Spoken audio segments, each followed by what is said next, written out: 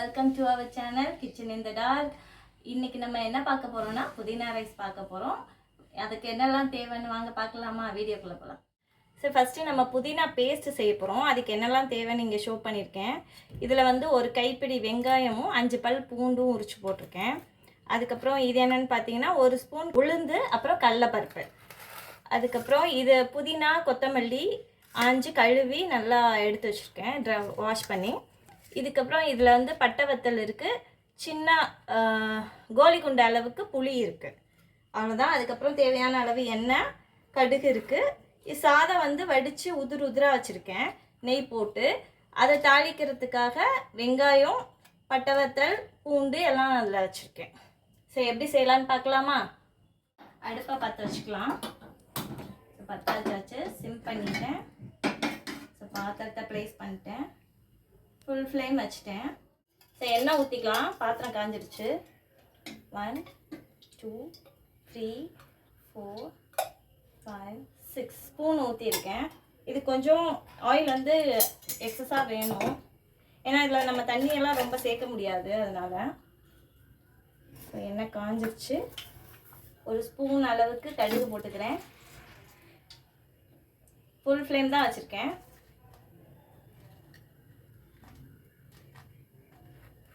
கடுகு என்ன புரியல.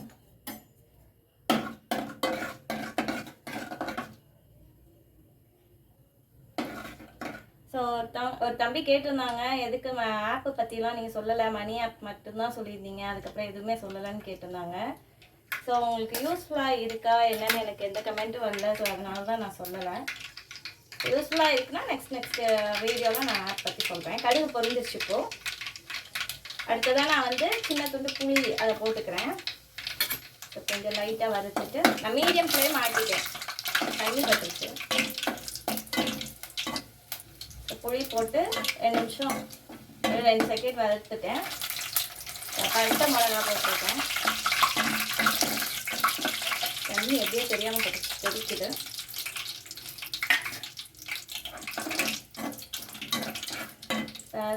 லைட்டாக வறுபடையில் நான் கடலைப்பருப்பு அப்புறம் உளுந்தும் போட்டுக்கிறேன். எல்லாமே நான் மீடியம் ஃப்ளேமில் தான் வச்சு செய்கிறேன். அது வதங்கும் போதே நல்லா வாசம் வரும்.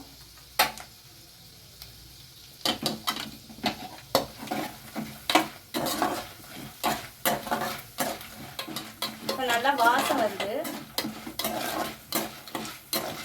மீடியம் ஸ்லோ ஃப்ளேம்லேயே வச்சுருங்க, அப்போ தான் வந்து நல்லா வதப்படும், இல்லாட்டி கருகிரும். சப்போஸ் நீங்கள் கடலைப்பருப்பு உளுந்தும் ஃபஸ்ட்டே கடுகு பொரிஞ்சோடனே போட்டாலும் போட்டுக்கலாம். நான் வந்து பட்டை வத்தல் புளி அதெல்லாம் போட்ட அப்புறம் போட்டிருக்கேன். ஸோ அவங்களுக்கு அப்படி தெரியாது அப்படின்னா முன்னாடியே போட்டுக்கோங்க. கடலைப்பருப்பு உளுந்து வதங்கிடுச்சு. இப்போ நான் வந்து வெங்காயமும் அந்த 5 பல் பூண்டு இருக்குல்ல, அதையும் நான் போட்டிருக்கேன். ஸோ வாஷ் பண்ணி எடுக்கனால அந்த ஈரம் ஃபுல்லாக அதில் இருக்கும்.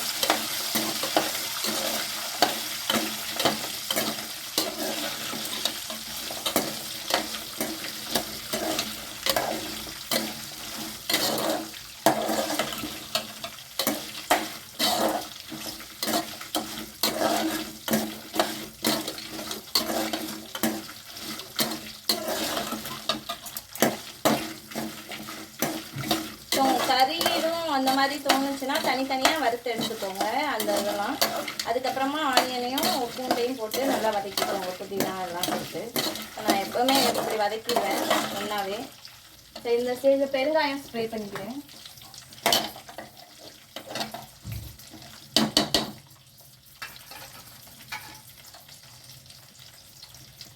லைட்டாக ஸ்ப்ரே பண்ணும்போது லைட்டாக தான் பண்ணுவோம்.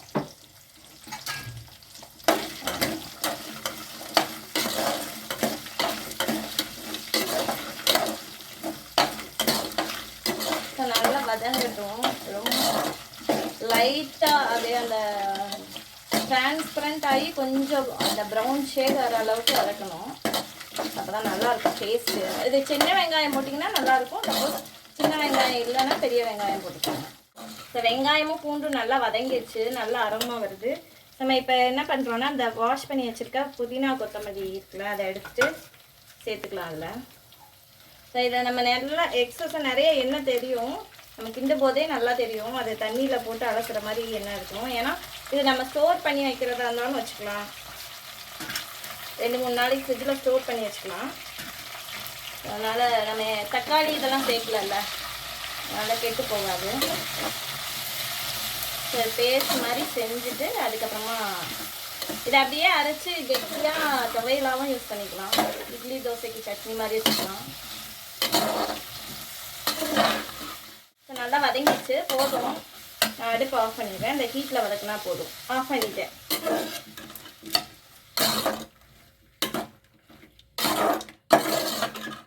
அந்த ஹீட்டில் வதங்க அந்த ஹீட்டே போதும் அதுக்கு.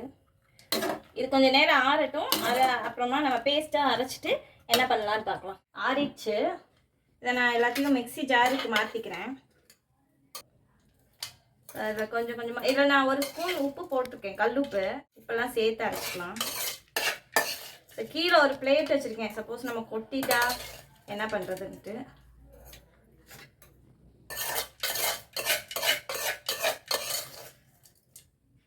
உங்களுக்கு கம்ஃபர்ட்டாக இல்லைன்னா கையில் கூட எடுத்து போட்டுக்கோங்க. நல்ல வாசம் நல்லா இருக்கு.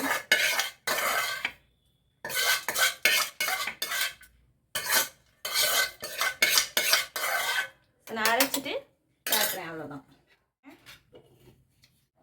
சரி, நான் நல்லா ஃபைன் பேஸ்ட்டாக அரைச்சிட்டேன், நல்லா வலுவலுன்னு அரைச்சிட்டேன். அப்போ தான் வந்து சாதத்தில் நமக்கு திப்பி திப்பியாக கிடைக்காது, குழந்தைங்களும் அவங்க பாட்டுக்கு சாப்பிட்டுக்குவாங்க. இனி எப்படி தாளிக்கலாம்னு நம்ம பார்க்கலாம்.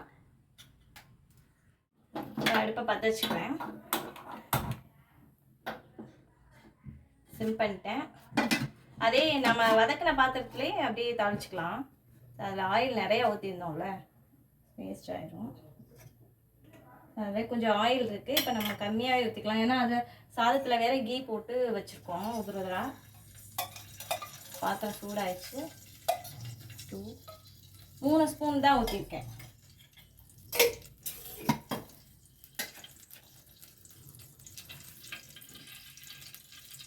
கடுகு போட்டேன், 1/2 ஸ்பூன் கிட்ட கடுகு போட்டிருக்கேன்.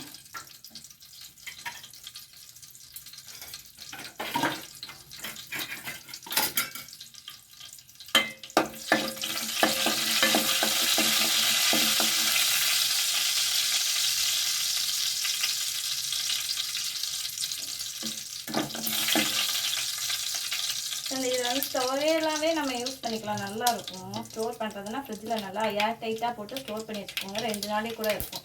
ப்ரீ ப்ரிப்ரேஷன் பண்ணிட்டு அப்புறமா கூட நம்ம சாதம் மட்டும் வடிச்சுட்டு கிளறிக்கலாம், ஒன்றும் பிரச்சனை இல்லை. கடுகு வெடிக்கிட்டு காஞ்ச மிளகா போட்டேன். இதில் 4 நம்பர் காஞ்ச மிளகா போட்டிருக்கேன். ஏற்கனவே நம்ம அந்த பேஸ்ட்டுக்கு வந்து ஒரு 10 நம்பர் போட்டிருக்கோம். இதில் ஒரு 10 பல் பூண்டு வந்து நல்லா நீளமாக வெட்டி வச்சுருக்கேன், அதை போட்டு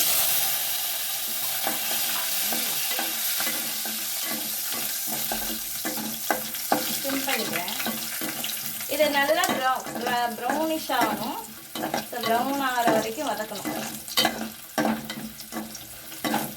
வெங்காயம் வந்து ஒரு வெங்காயம் மீடியம் சைஸில் ரஃப்பாக ஸ்லைஸ் பண்ணி வச்சுருக்கேன், அவ்வளோதான். இது வதங்கிட்டு கொஞ்சம் நேரம். நல்லா ப்ரௌன் ஆயிடுச்சு, நல்ல வாசம் வருது. நான் ஏற்கனவே சொன்னதான், உங்களுக்கு வாசம் தெரிலன்னா சிம்மில் வச்சுட்டு வெளில போயிட்டு வாங்க. இப்போ நான் ஒரு மீடியம் சைஸ் வெங்காயத்தை அதில் போட்டேன். இது டிரான்ஸ்பரண்ட் ஆகணும் அப்படிலாம் ஒன்றும் கணக்கு கிடையாது. ஜஸ்ட்டு 2 தடவை ஒரு 2 நிமிஷம் வதக்கி தான் போடுவோம். உங்களுக்கு வேணும்னா முந்திரி பருப்பு, அதாவது நடக்கல்ல ஏதாவது ஒன்று சேர்த்துக்கோங்க, குழந்தைங்க சாப்பிடுவாங்கன்னா. நான் இப்போ எதுவும் சேர்க்கலை, எல்லாமே ஒரு கடலைப்பருப்பு கொஞ்சம் சேர்த்துக்கலாம். விருப்பம் இருந்தால் எது வேணால் சேர்த்துக்கோங்க, அவ்வளோதான். இப்போ நான் அவ்வளோதான், வெங்காயம் வதக்கிட்டேன். இவ்வளோ வதக்கினா போதும். இப்போ நான் பேஸ்ட் போட்டுக்கிறேன்.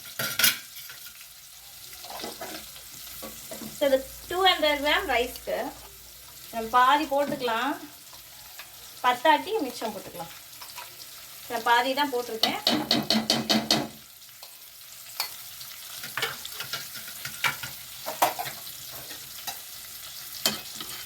வதக்குனதில் உப்பு போட்டிருக்கோம், சாரி பேஸ்ட்டில் உப்பு போட்டிருக்கோம், சாதத்துலேயும் உப்பு போட்டிருக்கோம். அதனால் நம்ம இப்போ தாளித்ததில் எந்த இது சால்ட்டும் நம்ம சேர்க்கலை.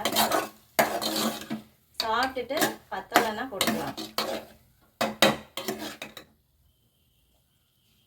நான் இப்போ சாதத்தை கொஞ்சம் கொஞ்சமாக அதில் சேர்த்துக்கிறேன்.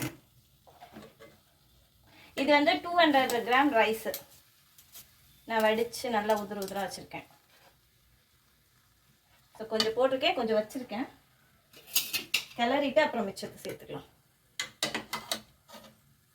ஸோ இதில் கீ சேர்த்துருக்கேன் ரைஸில். ரொம்ப எக்ஸஸாக நம்ம கீ எல்லாம் சேர்க்க வேணாம் அப்படின்னு நினைக்கிறவங்க சாதத்தில் கீ போட்டிங்கன்னா நல்லா அரோமா போட்டுரும், கம்மியாகவும் கீ செலவாகும். நிறையா வேணுங்கிறவங்க தாளிக்கிறதுக்கும் கீ போட்டுக்கோங்க.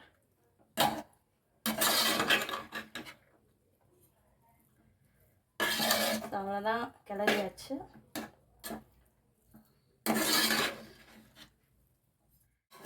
கிண்டியாச்சு. மேலே நம்ம சும்மா கார்னிஷிங்காண்டி கொஞ்சமாக புதினா கொத்தமல்லி சேர்த்துக்கலாம். புதினா கொத்தமல்லி சேர்த்தாச்சு. ஒரு கிளறிக்கலாம். ஜஸ்ட் அப்படியே இது நான் ரெகுலர் ரைஸ் தான் நான் போட்டிருக்கேன். பாஸ்மதி ரைஸ் அப்படி ஏதாவது உங்களுக்கு தேவைப்பட்டால் நீங்கள் அதை சேர்த்துக்கோங்க. அவ்வளோதான், நான் டேஸ்ட் பண்ணி காட்டுறேன்.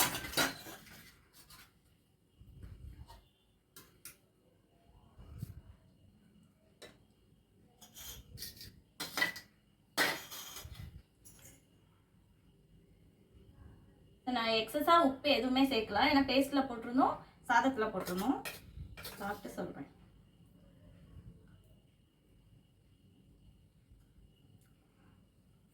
செம்ம டேஸ்ட்டாக இருக்கும், நீங்களும் பண்ணி பாருங்கள்.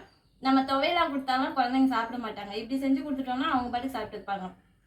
சரி, புதினான்னு இல்லை, நீங்கள் கருவேப்பிலை கொஞ்சம், கொத்தமல்லி கொஞ்சம், புதினா கொஞ்சம் எல்லாம் சேம் குவான்டிட்டி போட்டு இதே மாதிரி பேஸ்ட் பண்ணி கிளறி கொடுத்தீங்கன்னா இன்னும் டேஸ்ட்டாக இருக்கும். ஸோ நெக்ஸ்ட் வீடியோவில் பார்க்கலாமா? Tata, bye bye.